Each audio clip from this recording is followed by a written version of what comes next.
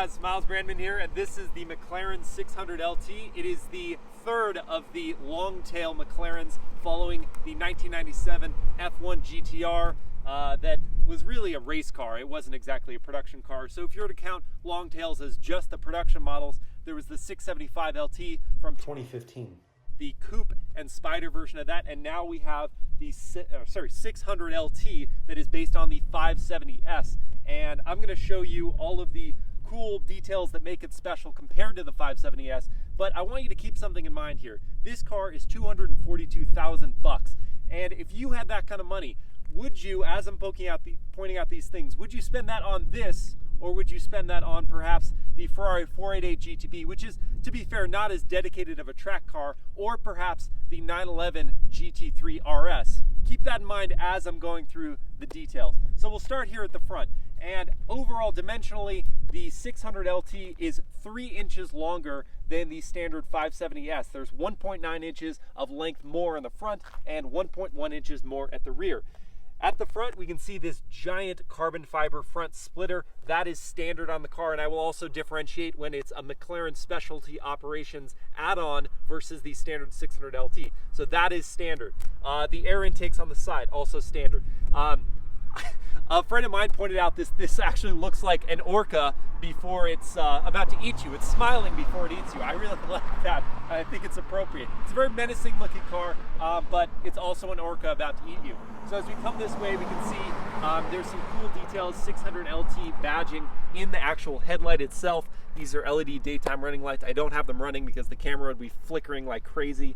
As we move to the side, we can see a specific McLaren Specialty Operation add-on, carbon fiber air extractors over the front wheels. That's adding downforce. If you just get the standard 600LT and don't have those, this is just a straight up panel. So this saves a bit of weight, adds a bit of downforce to the front wheels. These are the super lightweight wheels in Pirelli Trofeo R tires. Super grippy, incredibly grippy, and together they save about 27 pounds compared to the standard 600LT wheels.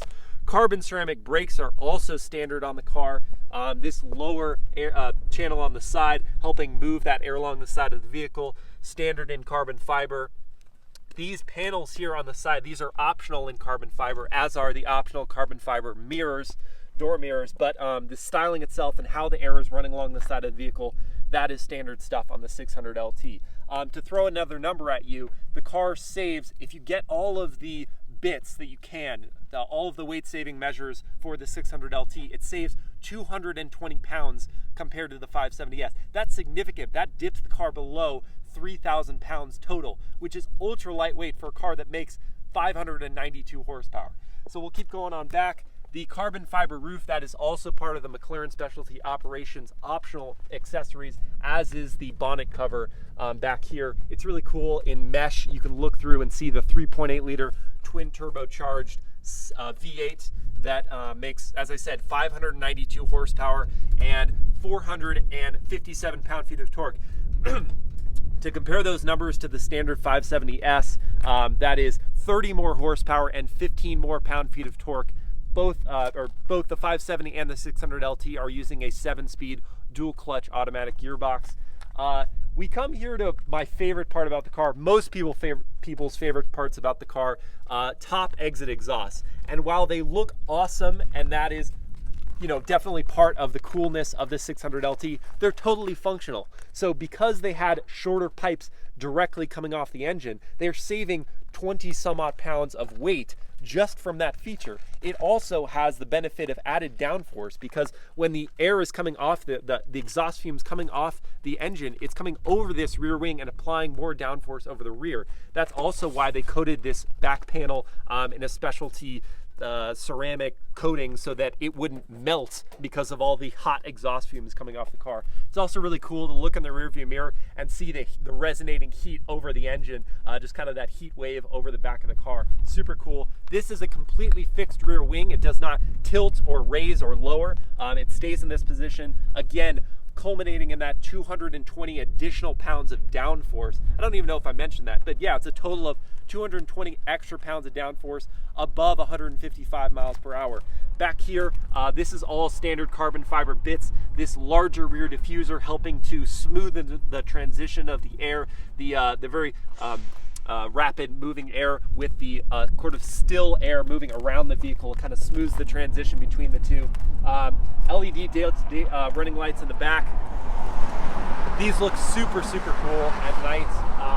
These little winglets back here are also part of the 600LT package. Again, just sort of channeling and managing that airflow around the vehicle. But yeah, so those are kind of some of the exterior details of the vehicle. Again, it's about 3 inches longer, and that is one of the character traits of LT vehicles. As the name suggests, long tail, longer vehicle. So yeah, it's a bit longer than the standard 570S, 30 more horsepower, 15 more pound-feet of torque. 0 to 60 is 2.9 seconds, and 0 to 125 miles per hour is just over 8 seconds. Those are wildly fast numbers, and it feels every bit of that when you're in the car and getting on it. We're going to have a chance to take this car to the thermal racetrack in Palm Springs area tomorrow. So I'm going to shoot another video of that, and we'll get to see what it's like driving it. But let's go look at the interior real quick. Just going to pop this door so Chris can have a look inside.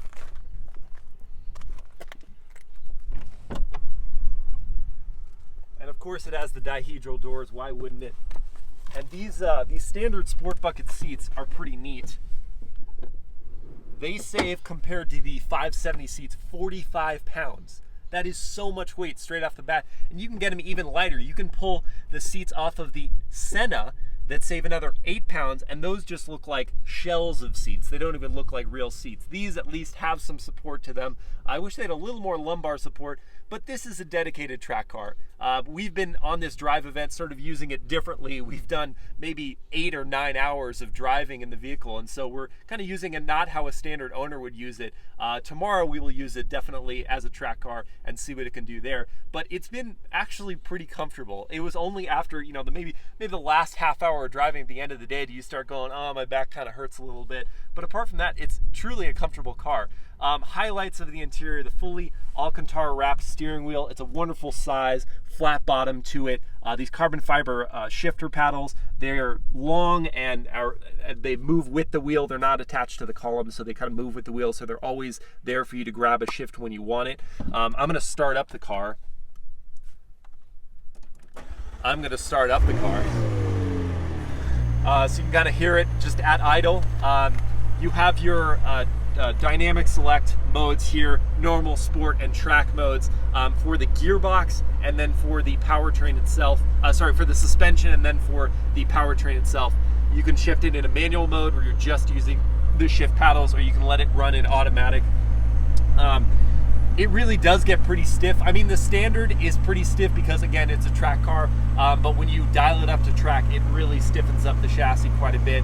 The mechanical grip that you have, those are the fans coming on. The mechanical grip that you have is tremendous in this vehicle, and I mean, the Pirelli Trofeo R tires are responsible for a lot of that, but just the suspension tuning and the chassis tuning that they did compared to the 570S is tremendous. They pulled some other components off the 720S, the Super Series car from McLaren, that help save weight and help really just the driving dynamics. They really improve those. But yeah, so I mean, this center column here is very elegant and simple. This tablet display it's fine.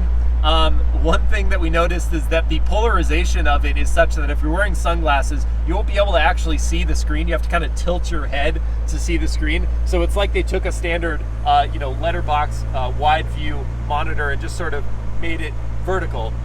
They didn't really do much more than that. It works, it's fine, but you don't really care because the car is amazing.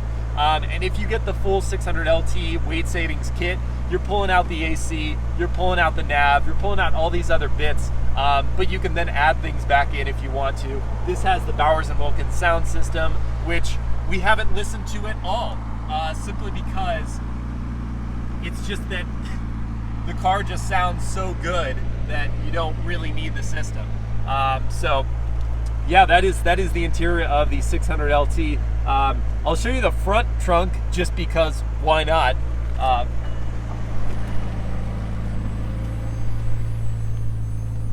We have our bags in here, but you can see you can fit a decent bit of luggage in here. These couple bags, and you can probably throw a third backpack in there, or a good sized suitcase would fit back here pretty easily. So it could be a daily driver car. I wouldn't use it that way. Frankly, there are so many other supercars like the Audi R8 that would just make a phenomenal daily driver supercar. This really should be a track car. And from what McLaren has told us, it'll be even better than the 675LT, which made more power and weighed about 3,000 pounds. So I just can't wait to drive this thing on track.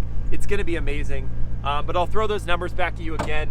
$242,000, 0 to 60, 2.9 seconds. It has a 3.8 liter twin turbocharged V8 that makes 592 horsepower and 457 pound-feet of torque. Yeah, it's more powerful, lighter, more aerodynamic, and certainly sexier, especially in this Chicane Effect. That's what they call the paint job, the Chicane Effect paint job. It's just a gorgeous, gorgeous automobile. I think McLaren is just killing it right now, and I'm stoked to see, one, how this does tomorrow, but all the new vehicles that are coming out from McLaren. They're really truly a threat to Ferrari and Lamborghini these days. But yeah, that is this vehicle. Again, would you buy this with that money? Would you buy a Ferrari 488 GTB? Would you buy a 911 GT3 RS? Would you buy something else? Let me know in the comments. But thanks for watching, guys.